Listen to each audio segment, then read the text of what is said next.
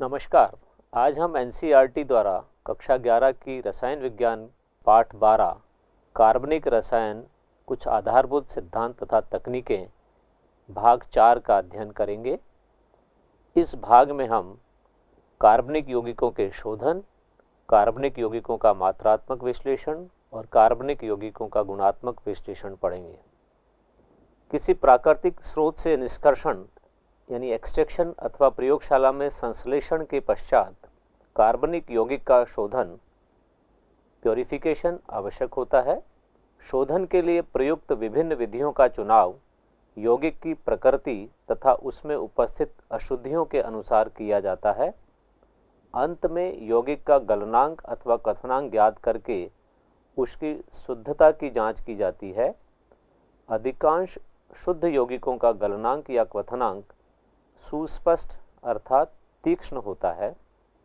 कुछ ठोस पदार्थ गर्म करने पर बिना द्रव अवस्था में आए वाष्प में परिवर्तित हो जाते हैं।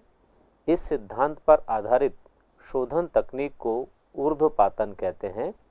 इसका उपयोग ऊर्ध्वपातनीय यौगिक का दूसरे विशुद्ध यौगिकों जो ऊर्ध्वपातनीय नहीं होते से अलग करने में किया जाता है। क्रिस्टलन से प्राय ठोस कार्बनिक पदार्थों का शोधन किया जाता है। यह विधि कार्बनिक यौगिकों तथा अशुद्धि की किसी उपयुक्त विलायक में उनकी विलेयताओं में अंतर पर आधारित होती है। अशुद्ध यौगिक को किसी ऐसे विलायक में घोला जाता है जिसमें यौगिक सामान्य ताप पर अल्प विलय होता है, परंतु उच्च ताप पर वह पर्याप्त मात्रा में घुल जाता है। फिर विलयन को इतना सांद्रित करते हैं कि वह लगभग संतृप्त यानी सैचुरेट हो जाए। विलयन को ठंडा करने पर शुद्ध पदार्थ क्रिस्टलित हो जाता है, जिसे निस्पंदन यानी फिल्ट्रेशन द्वारा पृथक कर लेते हैं। निस्पंदन में मुख्य रूप से अशुद्धियां तथा यौगिक की अल्प मात्रा रह जाती है। यदि यौगिक किसी एक विलायक में अत्यधिक विलय तथा किसी अन्य विलायक में अल्प विलय होता है, तब क्रिस्टलन के लिए इन विलायकों का उचित मात्रा में मिश्रण लिया जाता है। कार्बनिक यौगिकों में उपस्थित रंगीन अशुद्धियों को हटाने के लिए सक्रियत कास्ट कोयले यानी एक्टिवेटेड चारकोल की सहायता ली जाती है। यौगिक तथा अशुद्धियों की विलेयताओं में कम अंतर हो तो क्रिस्टलन बार बार करके शुद्ध यौगिक प्राप्त किया जाता है। आसवन वाष्पशील वोलेटाइल द्रवों को अवाष्पशील अशुद्धियों एवं ऐसे द्रवों जिनके क्वथनांकों में पर्याप्त अंतर हो को पृथक करने की महत्वपूर्ण विधि है। अलग अलग क्वथनांक वाले द्रव अलग अलग ताप पर वाष्पित होते हैं। ठंडा करके इन वाष्पों को अलग अलग इकट्ठा कर लेते हैं। जैसे क्लोरोफॉर्म का क्वथनांक 334 केल्विन और एनिलीन का क्वथनांक 457 केल्विन होता है, को आसवन विधि द्वारा पृथक कर सकते हैं।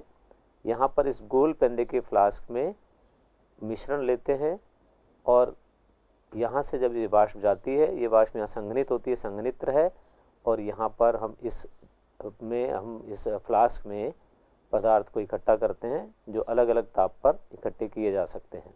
दो द्रवों के क्वथनांकों में पर्याप्त अंतर नहीं हो तो उन्हें साधारण आसवन द्वारा पृथक नहीं किया जा सकता। ऐसे द्रवों के वाष्प इसी ताप परास में बन जाते हैं तथा साथ साथ संघनित हो जाते हैं। ऐसी दशा में प्रभाजी आसवन यानी फ्रैक्शनल डिस्टिलेशन की तकनीक का उपयोग किया जाता है। इस तकनीक में गोल पेंदे वाले फ्लास्क के मुंह में लगे हुए प्रभाजी कॉलम से द्रव मिश्रण की वाष्प को प्रवाहित करते हैं। उच्चतर क्वथनांक वाले द्रव के वाष्प निम्नतर क्वथनांक वाले द्रव के वाष्प की तुलना में पहले संघनित होते हैं। इस प्रकार प्रभाजी कॉलम में ऊपर उठने वाले वाष्प में अधिक वाष्पशील पदार्थ की मात्रा अधिक होती जाती है। प्रभाजी कॉलम के शीर्ष तक पहुंचते पहुंचते वाष्प में मुख्यतः अधिक वाष्पशील अवयव ही रह जाता है। विभिन्न डिजाइन एवं आकार के प्रभाजी कॉलम इस चित्र में दिखाए गए हैं।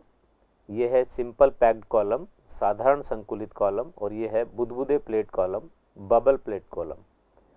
प्रभाजी कॉलम ऊपर उठती वाष्प तथा नीचे गिरते द्रव के बीच ऊष्मा विनिमय के लिए कई पृष्ठ उपलब्ध कराता है। यानी कई सरफेस उपलब्ध कराता है। प्रभाजी कॉलम में संघनित द्रव ऊपर उठती वाष्प से ऊष्मा लेकर पुनः वाष्पित हो जाता है। इस प्रकार वाष्प में कम क्वथनांक वाले द्रव की मात्रा बढ़ती जाती है। इस तरह की क्रमिक आसवन श्रेणी के उपरांत निम्नतर क्वथनांक वाले अवयव के शुद्ध वाष्प कॉलम के शीर्ष पर पहुंचते हैं। संघनित्र में संघनित होकर ये शुद्ध द्रव के रूप में ग्राही में एकत्रित कर ली जाती है। क्रमिक आसवन श्रृंखलाओं के बाद में आसवन फ्लास्क के शेष द्रव में उच्चतर क्वथनांक वाले द्रव की मात्रा बढ़ती जाती है। प्रत्येक क्रमिक संघनन तथा वाष्पन को सैद्धांतिक प्लेट थ्योरेटिकल प्लेट कहते हैं। इस प्रकार की सैकड़ों प्लेटों वाले कॉलम उपलब्ध हैं जिनका व्यापारिक स्तर पर उपयोग किया जाता है। पेट्रोलियम उद्योग में कच्चे तेल के विभिन्न प्रभाजों को पृथक करने में प्रभाजी आसवन तकनीक का उपयोग किया जाता है। कम दाब पर आसवन, यह विधि उन द्रवों के शोधन के लिए प्रयुक्त की जाती है जिनके क्वथनांक अति उच्च होते हैं अथवा जो अपने क्वथनांक या उनसे भी कम ताप पर अपघटित हो जाते हैं। ऐसे द्रवों के पृष्ठ पर दाब कम करके उनके क्वथनांक से कम ताप पर उबाला जाता है। कोई भी द्रव उस ताप पर उबलता है जिस पर उसका वाष्प दाब बाह्य दाब के समान होता है। दाब कम करने के लिए जल पंप अथवा निर्वात पंप का उपयोग किया जाता है। साबुन उद्योग में युक्त शेष लाई यानी स्पेंट लाई से ग्लिसरॉल को पृथक करने के लिए इस विधि का उपयोग किया जाता है। भाप आसवन, यह तकनीक उन पदार्थों के शोधन के लिए प्रयुक्त की जाती है जो भाप वाष्पशील हों परंतु जल में अमिश्रणीय हों। भाप आसवन में अशुद्ध द्रव को फ्लास्क में गर्म करते हुए इसमें भाप प्रवाहित की जाती है। ये देखिए इधर से भाप प्रवाहित की जा रही है और इसमें यौगिक है जिसको हमें आश्रित करना है। भाप तथा वाष्पशील द्रव का मिश्रण संघनित कर एकत्रित कर लिया जाता है। तत्पश्चात द्रव तथा जल को पृथककारी कीप द्वारा पृथक कर लेते हैं। भाप आसवन में कार्बनिक द्रव के वाष्प दाब P1 तथा जल के वाष्प दाब P2 का योग वायुमंडलीय दाब P के समान होने पर द्रव उबलता है, अर्थात P बराबर P1 प्लस P2। चूंकि P1 का मान P से कम है अतः द्रव अपने क्वथनांक की अपेक्षा निम्नतर ताप पर ही वाष्पित हो जाता है। इस प्रकार जल तथा उसमें अविलय पदार्थ का मिश्रण 373 केल्विन के पास उससे कम ताप पर ही उबल जाता है। प्राप्त होने वाले पदार्थ तथा जल के मिश्रण को पृथककारी कीप की सहायता से अलग कर लेते हैं। एनिलीन को इस विधि की सहायता से एनिलीन जल के मिश्रण में से पृथक किया जाता है। विभेदी निष्कर्षण, इस विधि की सहायता से कार्बनिक यौगिक को उसके जलीय विलयन में से ऐसे कार्बनिक विलायक द्वारा निष्कर्षित किया जाता है जिसमें कार्बनिक यौगिक की विलयता जल की अपेक्षा अधिक होती है। जलीय विलयन तथा कार्बनिक विलायक अमिश्रणीय होने चाहिए ताकि वे दो परत बना सकें जिन्हें पृथककारी कीप द्वारा पृथक किया जा सके। ये देखिए जलीय परत में कार्बनिक यौगिक है और ये विलायक लिया गया है। इस पृथककारी कीप में जब इनको मिलाया गया तो जलीय परत नीचे आ गई और विलायक में कार्बनिक यौगिक घुलने के बाद ये परत ऊपर है। इन दोनों परत को इस स्टॉप कॉक की सहायता से अलग अलग इकट्ठा किया जा सकता है। विभेदी निष्कर्षण एक पृथककारी कीप में किया जाता है, जैसा हमने इस चित्र में देखा है। कार्बनिक विलायक में यौगिक की विलयता कम होने की दशा में इस विधि में विलायक की काफ़ी मात्रा की आवश्यकता पड़ेगी। इस दशा में एक परिष्कृत तकनीक का उपयोग करते हैं जिसे सतत निष्कर्षण कॉन्टिन्यूअस एक्सट्रैक्शन कहते हैं। इस तकनीक में उसी विलायक का प्रयोग बार बार होता है और इस विधि में अवयवों का पृथक्करण विलयता में अंतर पर आधारित होता है। वर्णलेखन क्रोमेटोग्राफी शोधन की एक अत्यंत महत्वपूर्ण तकनीक है जिसका उपयोग यौगिकों का शोधन करने में, किसी मिश्रण के अवयवों को पृथक करने तथा यौगिकों की शुद्धता की जांच करने के लिए किया जाता है। इस तकनीक में सर्वप्रथम यौगिकों के मिश्रण को स्थिर प्रावस्था यानी स्टेशनरी फेज पर अधिशोषित कर दिया जाता है। स्थिर प्रावस्था ठोस अथवा द्रव हो सकती है। इसके पश्चात स्थिर प्रावस्था में से उपयुक्त विलायक या विलायकों के मिश्रण अथवा गैस को धीरे धीरे प्रवाहित किया जाता है। इस प्रकार मिश्रण के अवयव क्रमशः एक दूसरे से पृथक हो जाते हैं। गति करने वाली प्रावस्था को गतिशील प्रावस्था यानी मोबाइल फेज कहते हैं। वर्ण लेखन को दो वर्गों में वर्गीकृत किया गया है, अधिशोषण वर्ण लेखन और दूसरा वितरण वर्ण लेखन यानी पार्टीशन क्रोमेटोग्राफी। अधिशोषण वर्ण लेखन को कॉलम वर्ण लेखन या स्तंभ वर्ण लेखन जिसको कॉलम क्रोमेटोग्राफी कहते हैं और दूसरा पतली परत वर्ण लेखन यानी थिन लेयर क्रोमेटोग्राफी में बांटा गया है। इस तकनीक में ब्यूरेट नुमा कांच की एक लंबी नली के निचले सिरे पर रोधनी यानी स्टॉप कॉक लगी रहती है। इसके ऊपर रुई या ग्लास वूल रखते हैं जो अधिशोषक को थाम लेता है। अब इसमें अधिशोषक भरा जाता है जो स्थिर प्रावस्था स्टेशनरी फेज होती है। अधिशोषक पदार्थ के रूप में alumina, magnesium oxide, silica gel, starch आदि काम में लेते हैं। यौगिक के मिश्रण को उपयुक्त विलायक की न्यूनतम मात्रा में घोलकर कॉलम के ऊपरी भाग में अधिशोषित कर देते हैं। तत्पश्चात एक उपयुक्त निक्षालक जो द्रव या द्रवों का मिश्रण होता है को कॉलम में ऊपर से धीमी गति से नीचे की ओर बहने दिया जाता है। विभिन्न यौगिकों के अधिशोषण की मात्रा के आधार पर उनका आंशिक या पूर्ण पृथक्करण हो जाता है। ये आंशिक पृथक्करण दिख रहा है, इसमें क अलग हो गया, ख और ग साथ हैं, और इसमें पूर्ण पृथक्करण में क अलग है, ख अलग है और ग अलग है। अधिक अधिशोषित यौगिक कॉलम के ऊपर अधिक सरलता से अधिशेष रह जाते हैं जैसे के, जबकि अन्य यौगिक कॉलम में विभिन्न दूरियों तक नीचे आ जाते हैं जिन्हें अलग अलग इकट्ठा कर लिया जाता है। पतली परत वर्ण लेखन थिन लेयर क्रोमेटोग्राफी, इसमें एक अधिशोषक की पतली परत पर मिश्रण के अवयवों का पृथक्करण होता है, इसलिए इसे पतली परत या थिन लेयर क्रोमेटोग्राफी कहते हैं। इस तकनीक में कांच की उपयुक्त माप की प्लेट पर अधिशोषक सिलिका जेल या एल्यूमिना की पतली लगभग 0.2 मिलीमीटर की परत फैला दी जाती है। इसे पतली परत क्रोमेटोग्राफी प्लेट कहते हैं। मिश्रण के विलयन का छोटा सा पॉइंट यानी बिंदु प्लेट के एक सिरे से लगभग 2 सेंटीमीटर ऊपर लगाते हैं। प्लेट को अब कुछ ऊंचाई तक विलायक से भरे एक जार में खड़ा कर देते हैं।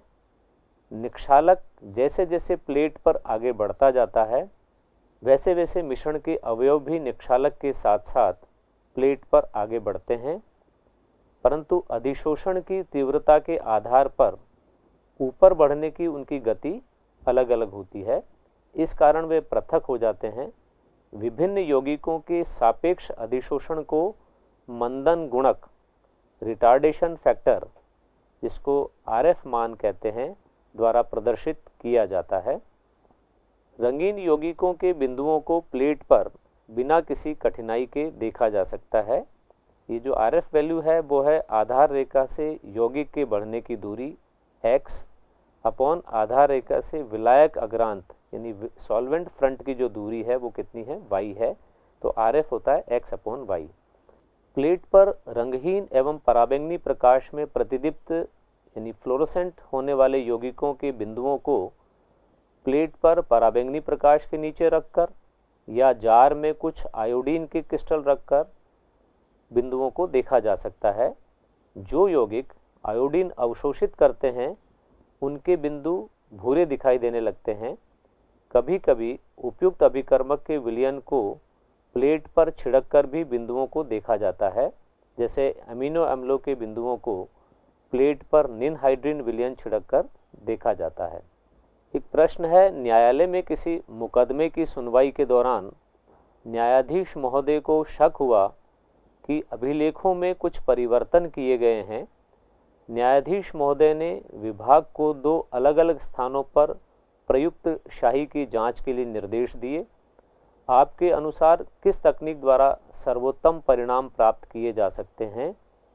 तो इसमें भी अभी हमने देखा कि जो पतली परत क्रोमेटोग्राफी है उसके द्वारा हम आसानी से ये पता लगा सकते हैं और शाही की जांच कर सकते हैं। वितरण क्रोमेटोग्राफी स्थिर तथा गतिशील प्रावस्थाओं के बीच मिश्रण के अवयवों के सतत विभेदी यानी डिफरेंशियल वितरण पर आधारित है। कागज या पेपर क्रोमेटोग्राफी इसका एक उदाहरण है। इसमें एक विशिष्ट प्रकार का क्रोमेटोग्राफी कागज का इस्तेमाल किया जाता है। इस कागज के छिद्रों में जल अणु ट्रैप्ड रहते हैं जो स्थिर प्रावस्था का कार्य करते हैं। क्रोमेटोग्राफी कागज की एक पट्टी स्ट्रिप के आधार पर मिश्रण का बिंदु लगाकर उसे जार में लटका देते हैं। जार में कुछ ऊंचाई तक उपयुक्त विलायक अथवा विलायकों का मिश्रण भरा होता है जो गतिशील प्रावस्था का कार्य करता है। केशिका क्रिया यानी कैपिलरी एक्शन के कारण पेपर की पट्टी पर विलायक ऊपर की ओर बढ़ता है तथा बिंदु पर प्रवाहित होता है। विभिन्न यौगिकों का 2 प्रावस्थाओं में वितरण भिन्न भिन्न होने के कारण वे अलग अलग दूरियों तक आगे बढ़ते हैं। इस प्रकार विकसित पट्टी को क्रोमेटोग्राम कहते हैं। पतली परत की भांति पेपर की पट्टी पर विभिन्न बिंदुओं की स्थितियों को या उपयुक्त अभिकर्मक के विलयन को छिड़क कर या पराबैंगनी प्रकाश के नीचे रखकर देखा जा सकता है। यहाँ आप देख रहे हैं ये विलायक है नीचे, यहाँ पर ये बिंदु लगाया गया है जो मिश्रण का है और ये जो पेपर है ये इस तरीके का गोल घुमा हुआ पेपर है और इसमें एक सीधी पेपर स्ट्रिप है। तो इसमें ये जब यौगिक विलायक ऊपर चढ़ेगा कैपिलरी एक्शन से तो ये इसके जो भाग होंगे मिश्रण के भाग वो अलग अलग दूरी तय करेंगे। एक प्रश्न और है, कॉलम फर्स्ट में दिए गए कार्बनिक यौगिकों के मिश्रण का सुमेलन कॉलम 2 में दिए गई उनकी पृथक करने या शोधन करने की विधि से कीजिए। कॉलम 1 में हमें दिया गया है कि किस प्रकार के मिश्रण है और कॉलम 2 में विधि का नाम दिया गया है। कौन सी विधि काम में ली जाएगी आपको बताना है। पहला है 2 ठोस जिनकी घुलनशीलता एक विलायक में अलग अलग हैं और जो इसमें घोलने से अभिक्रिया नहीं करते हैं। जैसा आपने अभी पढ़ा, इसके लिए हमें क्रिस्टलन तकनीक का उपयोग करना होगा। ऐसा द्रव जो क्वथनांक पर विघटित हो जाता है, इसके लिए हमें कम दाब पर आसवन करवाना होगा। भाप वाष्पित होने वाला द्रव अगर है तो उसके लिए हमें भाप आसवन करवाना होगा।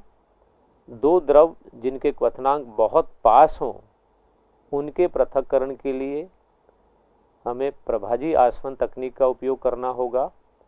2 द्रव जिनके क्वथनांकों में अधिक अंतर हो तो हम उनको साधारण आसवन से भी अलग कर सकते हैं। अब देखते हैं कार्बनिक यौगिकों का गुणात्मक विश्लेषण।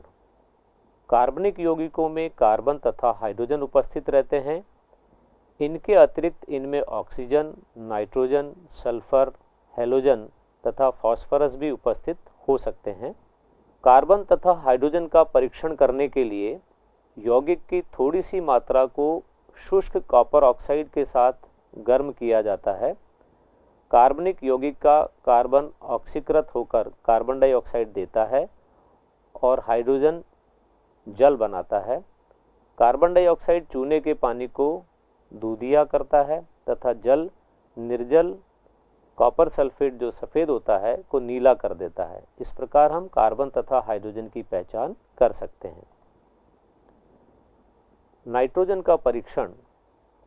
कार्बनिक यौगिक में नाइट्रोजन, सल्फर तथा हैलोजन तत्वों के परीक्षण के लिए इनको आयनित होने वाले अकार्बनिक यौगिकों में बदला जाता है। ऐसा यौगिक को सोडियम धातु के साथ संगलित यानी फ्यूजन करा के लेसाने विलयन बनाकर किया जाता है। लेसाने विलयन को सोडियम संगलन निष्कर्ष या सोडियम निष्कर्ष भी कहते हैं। लेसाने विलयन में होने वाली अभिक्रियाएं आप देखिए, सोडियम के साथ जब फ्यूज़न कराते हैं, अगर नाइट्रोजन है तो वो NaCN बनाएगा, सल्फ़र है तो सोडियम सल्फाइड बनेगा, हैलोजन है तो सोडियम हैलाइड बनेगा। इस प्रकार ये अकार्बनिक यौगिकों में बदल जाते हैं। सोडियम निष्कर्ष को आयरन सल्फेट के साथ उबालकर विलयन को सल्फ्यूरिक अम्ल द्वारा अम्लीकृत किया जाता है। प्रशियन ब्लू रंग का बनना नाइट्रोजन की उपस्थिति को इंगित करता है। सोडियम साइनाइड आयरन सल्फेट के साथ अभिक्रिया करके सोडियम हेक्सासाइनाइडोफेरेट बनाता है। सांद्र सल्फ्यूरिक अम्ल के साथ गर्म करने पर कुछ आयरन 2+ आयरन 3+ में ऑक्सीकृत हो जाता है। यह सोडियम हेक्सासाइनाइडोफेरेट के साथ अभिक्रिया करके आयरन हेक्सासाइनाइडोफेरेट, जिसको फेरी फेरोसाइनाइड कहते हैं, बनाता है और इसका रंग ही प्रशियन ब्लू होता है। सोडियम संगलन निष्कर्ष यानी लेसाने विलयन को एसिटिक अम्ल द्वारा अम्लीकृत कर लेड एसीटेट मिलाने पर यदि लेड सल्फाइड का काला अवक्षेप बने तो सल्फर निश्चित है। सोडियम संगलन निष्कर्ष LS को सोडियम नाइट्रोप्रूसाइड के साथ अभिकृत कराने पर बैंगनी रंग का बनना भी सल्फर की उपस्थिति को सिद्ध करता है। ये सोडियम थायो नाइट्रोप्रूसाइड बनने के कारण होता है। जब कार्बनिक यौगिक में नाइट्रोजन तथा सल्फर दोनों ही उपस्थित हों तब सोडियम थायोसाइनेट बनता है। ये सोडियम थायोसाइनेट बनता है जो आयरन सल्फेट के साथ में गर्म करने पर रक्त की भांति लाल रंग उत्पन्न करता है। यह फेरिक सल्फोसाइनाइड बनने के कारण होता है। मुक्त साइनाइड आयनों की अनुपस्थिति के कारण प्रशियन ब्लू रंग नहीं बनता है। यदि सोडियम की अधिक मात्रा को सोडियम संगलन में लिया जाता है तो थायोसाइनेट साइनाइड तथा सल्फाइड आयनों में अपघटित हो जाता है और फिर ये आयन अपने सामान्य परीक्षण देते हैं। लेसाने विलयन को तनु नाइट्रिक अम्ल के साथ उबालकर उसमें सिल्वर नाइट्रेट विलयन मिलाया जाता है। यदि यौगिक में हैलोजन उपस्थित होता है तो एक अवक्षेप आएगा। अवक्षेप यदि सफ़ेद रंग का है और अमोनियम हाइड्रोक्साइड में विलय हो तो क्लोरीन की उपस्थिति बताता है। पीला अवक्षेप आए और वो अमोनियम हाइड्रोक्साइड में अल्प विलय हो तो वो ब्रोमीन की उपस्थिति बताता है। चमकदार पीले रंग का अवक्षेप आए और वो अमोनियम हाइड्रोक्साइड में अविलय हो तो आयोडीन की उपस्थिति इंगित होती है। यौगिक में नाइट्रोजन अथवा सल्फर की उपस्थिति होने की स्थिति में उपर्युक्त परीक्षण के पूर्व लेसाने विलयन को नाइट्रिक अम्ल के साथ उबाला जाता है ताकि साइनाइड अथवा सल्फाइड विघटित हो जाएं, अन्यथा ये आयन हैलोजनों के सिल्वर नाइट्रेट परीक्षण में बाधा उत्पन्न करते हैं। इस प्रश्न में पूछा गया है कि कार्बनिक यौगिक में सिल्वर नाइट्रेट विलयन से हैलोजनों के परीक्षण हेतु लेसाने निष्कर्ष को तनु HNO3 मिलाकर उदासीन किया जाता है। यदि कोई विद्यार्थी HNO3 के स्थान पर तनु सल्फ्यूरिक अम्ल का प्रयोग करे तो क्या होगा? तो वहाँ पर सिल्वर सल्फेट का श्वेत अवक्षेप प्राप्त होगा। कुछ कार्बनिक यौगिकों में फास्फोरस होता है।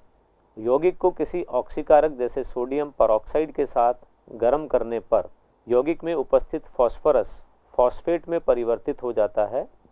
विलयन को नाइट्रिक अम्ल के साथ उबालकर अमोनियम मॉलिब्डेट मिलाने पर पीला अवक्षेप बनता है या पीला रंग आता है जो फास्फोरस की उपस्थिति को स्पष्ट करता है। ये पीला रंग इस अमोनियम फॉस्फोमॉलिब्डेट बनने के कारण आता है। कार्बनिक रसायन में मात्रात्मक विश्लेषण बहुत महत्वपूर्ण है क्योंकि इसके द्वारा रसायनज्ञ कार्बनिक यौगिक में तत्वों के द्रव्यमान प्रतिशत का निर्धारण करते हैं। मात्रात्मक विश्लेषण में हम कार्बन तथा नाइट्रोजन का एस्टिमेशन यानी आकलन, नाइट्रोजन का आकलन, हैलोजन का आकलन, सल्फर का आकलन, फास्फोरस का आकलन और ऑक्सीजन का आकलन पढ़ेंगे। कार्बन तथा हाइड्रोजन का आकलन, इसमें ये कार्बन और हाइड्रोजन युक्त यौगिक की ऑक्सीजन से जब क्रिया होती है तो वो कार्बन डाइऑक्साइड और जल में बदलता है। आकलन करने के लिए हम क्या करते हैं, कार्बन तथा हाइड्रोजन दोनों तत्वों का आकलन एक ही प्रयोग द्वारा किया जाता है। कार्बनिक यौगिक की ज्ञात मात्रा को कार्बन डाइऑक्साइड तथा ऑक्सीजन के आधिक्य में जलाने पर कार्बन तथा हाइड्रोजन क्रमशः कार्बन डाइऑक्साइड तथा जल में ऑक्सीकृत हो जाते हैं। उत्पन्न जल की मात्रा ज्ञात करने के लिए मिश्रण को निर्जल कैल्शियम क्लोराइड युक्त नली में से प्रवाहित किया जाता है। इस श्रेणी में जुड़ी दूसरी नली में सांद्र पोटेशियम हाइड्रोक्साइड होता है, जिसमें कार्बन डाइऑक्साइड अवशोषित होती है। कैल्शियम क्लोराइड तथा पोटेशियम हाइड्रोक्साइड विलयनों के द्रव्यमानों में वृद्धि से क्रमशः जल तथा कार्बन डाइऑक्साइड की मात्राएं ज्ञात हो जाती हैं। इनसे कार्बन तथा हाइड्रोजन की प्रतिशतता की गणना की जा सकती है। कार्बन का प्रतिशत इस सूत्र द्वारा ज्ञात करते हैं और हाइड्रोजन का प्रतिशत इस सूत्र द्वारा ज्ञात करते हैं, जहां M1 जल का द्रव्यमान है, M2 कार्बन डाइऑक्साइड का द्रव्यमान है और M कार्बनिक यौगिक का द्रव्यमान है। नाइट्रोजन के आकलन की दो विधियां हैं, ड्यूमा विधि और ज़ेल्डॉल विधि। ड्यूमा विधि में ये उपकरण है जो आप देख रहे हैं। नाइट्रोजन युक्त कार्बनिक यौगिक को कार्बन डाइऑक्साइड के वातावरण में कार्बन डाइऑक्साइड के साथ गर्म करने पर नाइट्रोजन मुक्त होती है। कार्बन तथा हाइड्रोजन क्रमशः कार्बन डाइऑक्साइड एवं जल में परिवर्तित हो जाते हैं। अल्प मात्रा में बने नाइट्रोजन ऑक्साइडों को गर्म कॉपर ताप पर प्रवाहित कर नाइट्रोजन में अपचयित किया जाता है। इस प्रकार प्राप्त गैसीय मिश्रण को पोटेशियम हाइड्रोक्साइड के जलीय विलयन पर एकत्रित कर लिया जाता है। कार्बन डाइऑक्साइड पोटेशियम हाइड्रोक्साइड द्वारा अवशोषित हो जाती है। नाइट्रोजन अंशांकित नली इस ग्रेजुएटेड ट्यूब के ऊपरी भाग में एकत्र हो जाती है और उसका आयतन हम माप लेते हैं। नाइट्रोजन की प्रतिशतता ज्ञात करने के लिए सूत्र दिया गया है 28 × V × 100 अपॉन 22,400 × M। यहाँ M कार्बनिक यौगिक का द्रव्यमान है और V STP पर नाइट्रोजन का आयतन है मिलीलीटर में, जिसको हम इस सूत्र से ज्ञात करते हैं P1 V1 × 273 अपॉन 760 × T1। यहाँ P1 क्या है? ये नाइट्रोजन का दाब है, V1 नाइट्रोजन का आयतन है और T1 कक्ष का ताप है। ज़ेल्डॉल विधि, ये ज़ेल्डॉल फ्लास्क है और इस प्रकार से इसमें ज़ेल्डॉल फ्लास्क के बाद में जो पदार्थ हैं कार्बनिक यौगिक और अन्य पदार्थ हैं वो इसमें लेते हैं। इस विधि में नाइट्रोजन युक्त यौगिक को सांद्र सल्फ्यूरिक अम्ल के साथ गर्म करते हैं, जिससे यौगिक की नाइट्रोजन अमोनियम सल्फेट में परिवर्तित हो जाती है। तब प्राप्त अम्लीय मिश्रण को सोडियम हाइड्रोक्साइड के आधिक्य के साथ गर्म करने पर अमोनिया मुक्त होती है, जिसे मानक सल्फ्यूरिक अम्ल विलयन के ज्ञात आयतन में अवशोषित कर लिया जाता है यहाँ पर।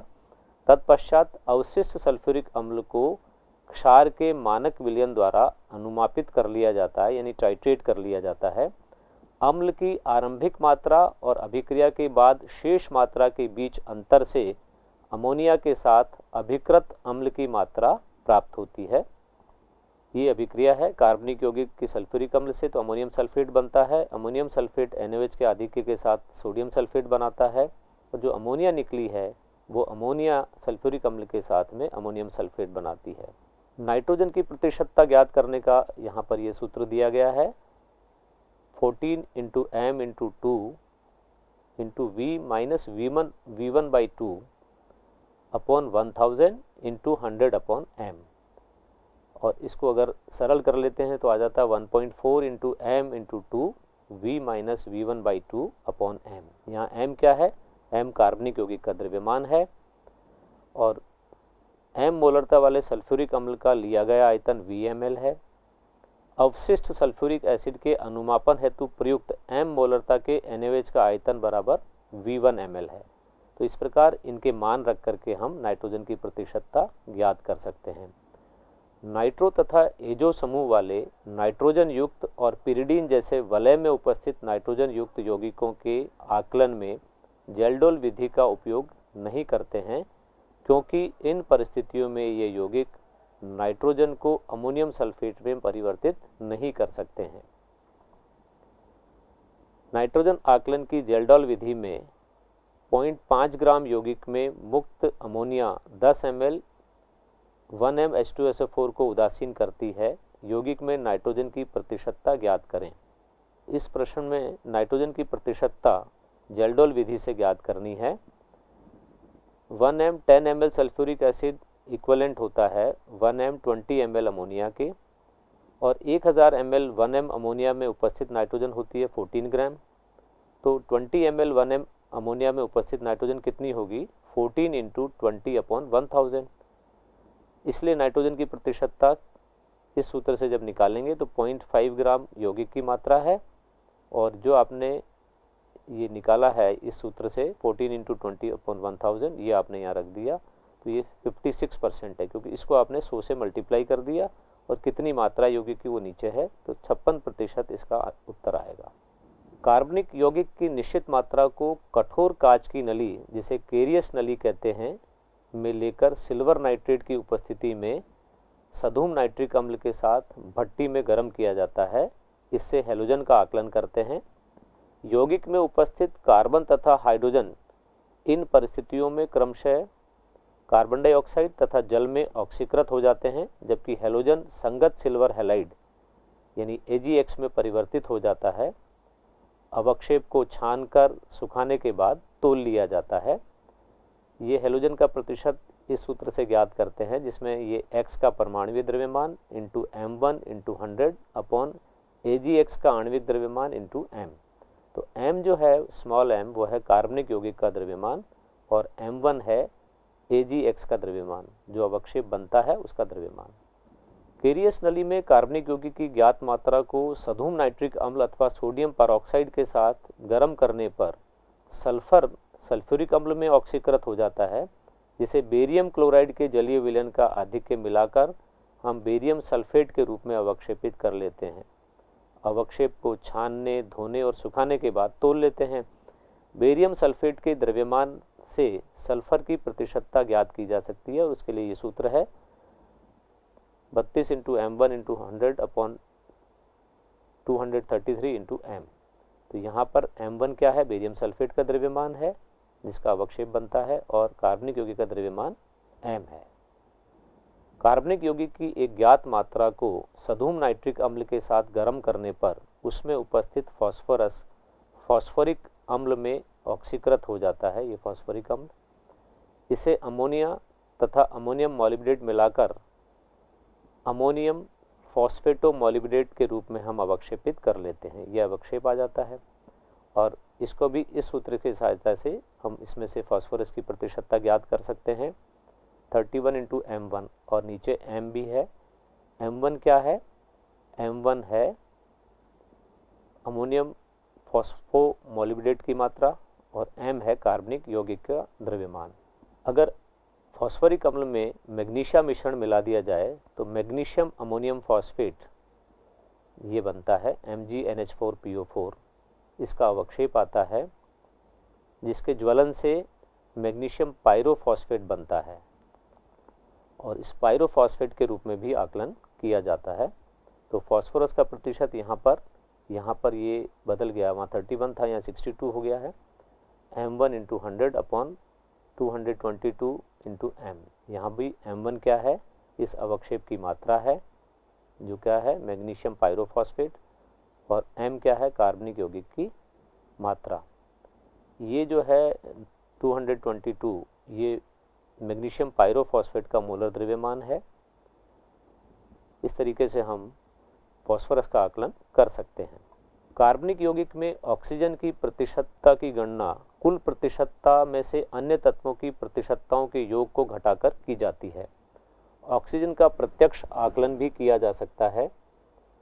कार्बनिक यौगिक की एक निश्चित मात्रा नाइट्रोजन गैस के प्रवाह में गर्म करने पर अपघटित की जाती है। ऑक्सीजन सहित उत्पन्न गैसीय मिश्रण को रक्त तप्त कोक पर प्रवाहित करने पर पूरी ऑक्सीजन कार्बन मोनोऑक्साइड में परिवर्तित हो जाती है। तत्पश्चात गैसीय मिश्रण को उष्ण आयोडीन पेंटाऑक्साइड I2O5 में प्रवाहित करने पर कार्बन मोनोऑक्साइड कार्बन डाइऑक्साइड में ऑक्सीकृत हो जाती है और आयोडीन भी उत्पन्न होती है। समीकरण क एवं ख को क्रमशः 5 और 2 से गुणा करके समीकरण के में उत्पन्न CO की मात्रा समीकरण ख में प्रयुक्त CO की मात्रा के बराबर करने पर हम समझ सकते हैं कि यौगिक से निकली ऑक्सीजन के प्रत्येक मोल से 2 मोल कार्बन डाइऑक्साइड प्राप्त होगी। अतः 88 gram carbon dioxide 32 gram oxygen से प्राप्त होगी। तो इस सूत्र की सहायता से हम ऑक्सीजन का प्रतिशत ज्ञात कर सकते हैं, जहां M1 कार्बन डाइऑक्साइड का द्रव्यमान है और M कार्बनिक यौगिक का द्रव्यमान है। ऑक्सीजन के प्रतिशत का आकलन आयोडीन की मात्रा से भी किया जा सकता है।